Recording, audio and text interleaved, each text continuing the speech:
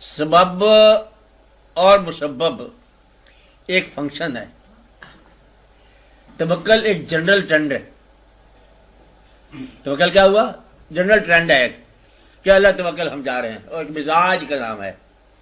اور سبب کا مطلب کیا ہے کہ بغیر سبب کے، اب وہ کہتا ہے کہ ایک آواز نحن نرزق، بے واسطہ شنیدہ۔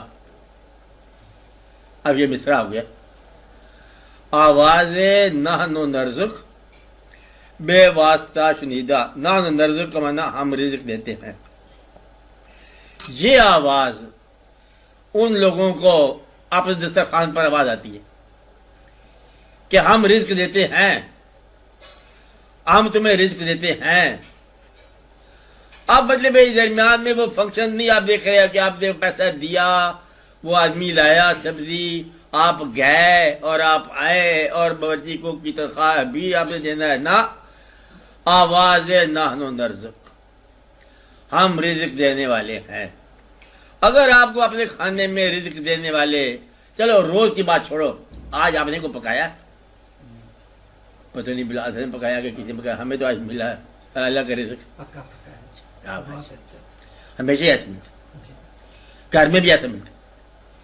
اگر آپ یہ کہو نا کہ رزق اللہ کو دے رہا ہے تو پھر آپ کی کیفیت ہی اور ہو جائے۔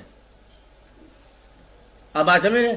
ادھر توفیق دیتا ہے کمانے کی، وہ کمانا تو بہانا ہے۔ وہ کہتا ہے ہم رزق دیتے ہیں تو وہ رزق دیتے ہیں نا۔ وہ کہتا ہے میں اگر صرف بادل بارش ہی نہ کروں تو میں سمجھ آ جائے کہ ہے کیا چیز تمہارے لیے۔ سارا جسے غلامیات کہتے ہیں نا، وہ جانور ہیں جو پیدا کیے ہوئے اس نے۔ باقی ساری چیزیں جو ہیں وہ بارش سے مطلب زمین میں سے پیدا ہونے والی چیزیں۔ بارش اگر ہر چیز کو پانی سے زندگی عطا کی ہے، پانی ایک کڑوا کر دیا جائے تو میں سمجھ آ جائے کہ ہے کیا چیز۔ تو اتنی بات اگر سمجھ اور اعتماد آ جائے کہ مسبب کچھ اور ہے، سبب کچھ اور ہے، ہم سبب کے اندر گرفتار ہیں اور وہ مسبب ہے۔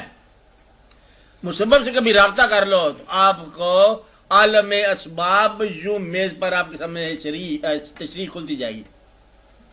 کیا کھلتا جائے گا؟ عالم اسباب یوں۔ یہ عالم اسباب جو ہے نا یہ سارا واضح ہوتا جائے گا۔